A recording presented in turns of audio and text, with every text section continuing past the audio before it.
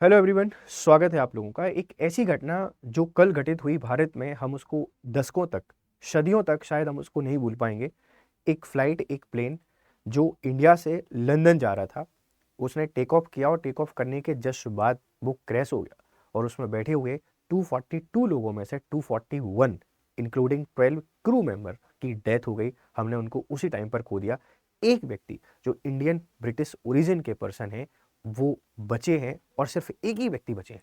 एक चमत्कार जिसको आप लोग कहते हैं कि जीना है तो जीकर रहोगे, आप कितनी भी कोशिश कर लीजिए, लाख कोशिश कर लीजिए मरने की, आप नहीं मर पाओगे।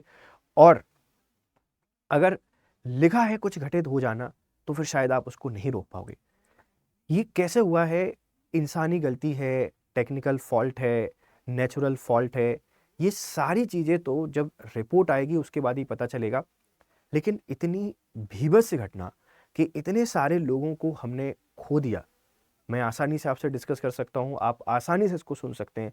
लेकिन उन 241 लोगों के परिवारों से पूछिए कि उन पे क्या गुजर रही होगी। क्योंकि किसी की माँ थी, किसी के पिता थे, किसी की वाइफ थी, किसी के बच्चे थे, किसी की पूरी फैमिली थी। पूरी फैमिली चली गई, घर को लॉक करके निकली और वो दोबारा ताला नहीं खुलेगा। रिलेटिव्स या और पड़ोसी उस ताले को खोलेंगे। ये घटनाएं अगर ह्यूमन एरर के कारण होती हैं तो ह्यूमन को समझना चाहिए कि आपकी थोड़ी सी लीजीनेस के कारण, आपकी थोड़ी सी गलत डिसीजन के कारण इतने लोगों की जान जाती है। टेक्निकल फॉल्ट के कारण है तो कंपनीज को, सिस्टम को ये समझना चाहिए कि मशीन है, मशीन की रिपेयरिंग और उसमें जो कमियां हैं उनको सुधारना बहुत ज़रूरी होता है। और नेचुरल कॉज के कारण हुई है तो हमको वेदर मॉनिटर को सही तरीके से करना चाहिए। रीज़न इसके पीछे क्या है बाद में ही पता चलेगा, अभी हम इसके बारे में कुछ नहीं कह सकते।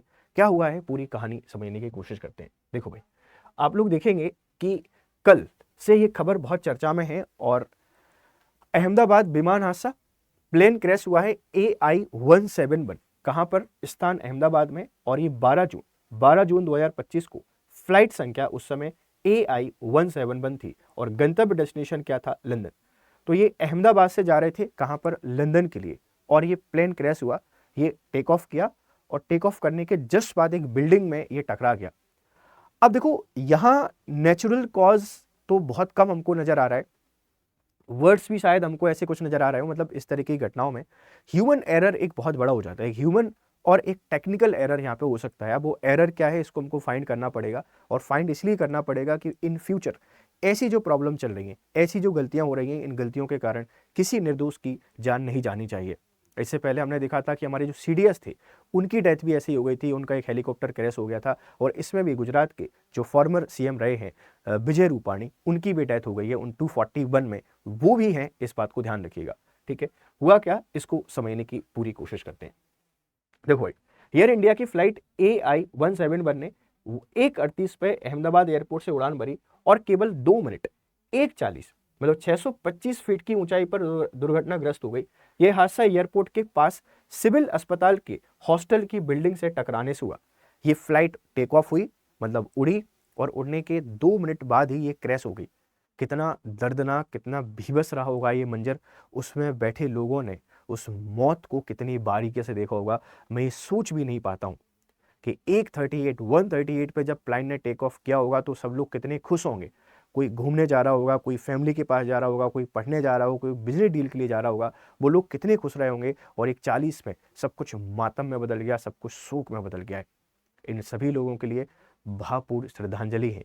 इस वीडियो का पर्पस सिर्फ और सिर्फ यही बताना है कि लाइफ इतनी अनसर्टेन है, हम टेक्नोलॉजी, शो ऑफ, दुनियादारी, इसमें इतना खो चुके होते हैं कि हम इंसानियत को भूल गए।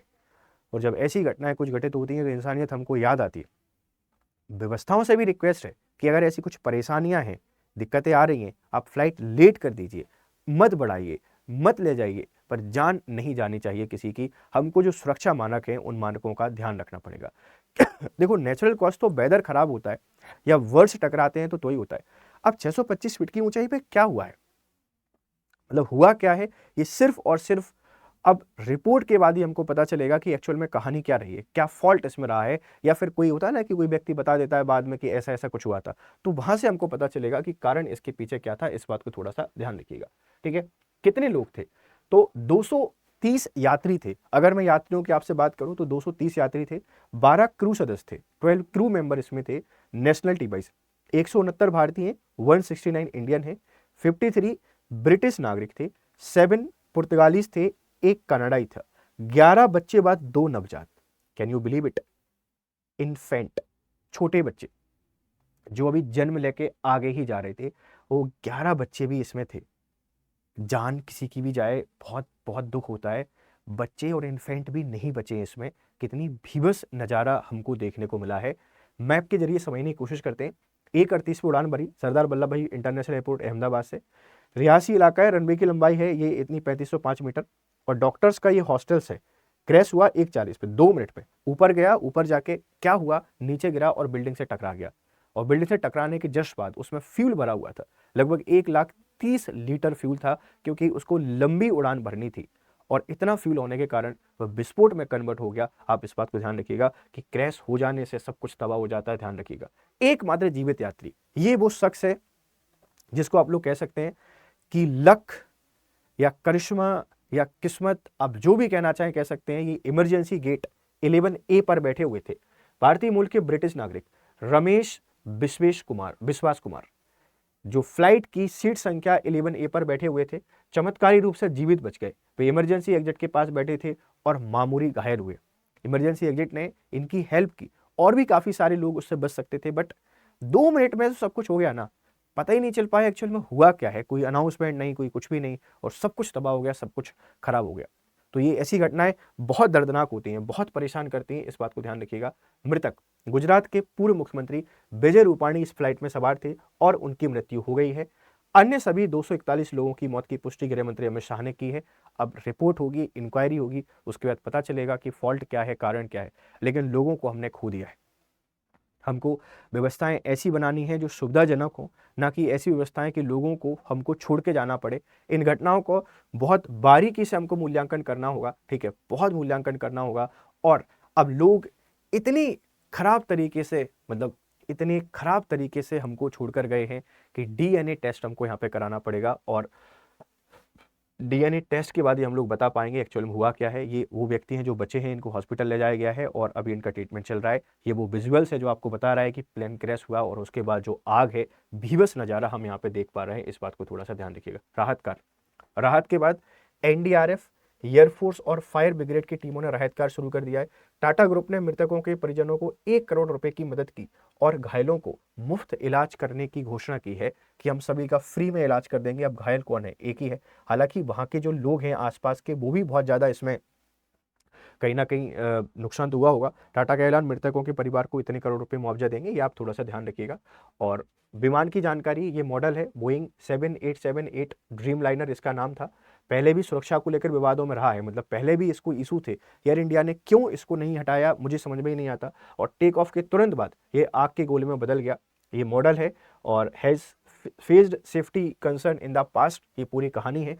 लंबाई है इसकी 56.70 मीटर और ऊंचाई इतना ऊंचा है। फ्यूल कैपेसिटी 1,26,000 लीटर ये अपने पास लेके चल सकता है। अधिकतम रेंज है 13,620 किलोमीटर, इतनी दूरी जा सकता है। और मैन्युफैक्चर है बोइंग कंपनी अमेरिका की बोइंग कंपनी के द्वारा इसको बनाया गया है। एयर इंडिया, आपको पता है कि इंडिया की एयरबेस कंपनी है, बट बनाया इसको बोइंग ने है। और विंग की चौड़ाई है, इसमें 2 इंजन होते हैं। 954 किलोमीटर प्रति घंटा की स्पीड से चलता है और सीटिंग कैपेसिटी 254 है अधिकतम। कीमत इतनी है। लोग हमको छोड़ के चले गए हैं, बोइंग कंपनी से रिक्वेस्ट है कि थोड़ा ऐसा बनाइए कि चीज़ें जल्दी तबाह ना हो। भारत के इतिहास की सबसे दर्दनाक विमान हादसों में से एक है। चमत्कारी रूप से एक व्यक्ति का बचना या आशा की किरण है, वहीं सैकड़ों परिवारों के लिए अपूरणीय क्षति है। All players with flight AI-171 और मेरी तरफ से भावपूर्ण श्रद्धांजलि। ये कोई इन्फॉर्मेशन नहीं थी, ये एक दर्द की कहानी है। और ये कहानियाँ हमको बहुत कुछ सिखाती हैं कि जीवन में किस तरीके से आपको आगे बढ़ना है। हमारी ह्यूमन एरर, हमारी ह्यूमन ग्रीड और हमारी जल्दबाजी के कारण बहुत सारे लोगों की जान भी कभी जा सकती है, इसका हमको ध्यान रखना है। और आप अगर सर्विंग हैं, आप नेशन को सर्व करते हैं, तो इन चीज़ों का स्पेशली आप लोगों को ध्यान रखना है। Thank you very much for discussion. Have a nice day. Good day.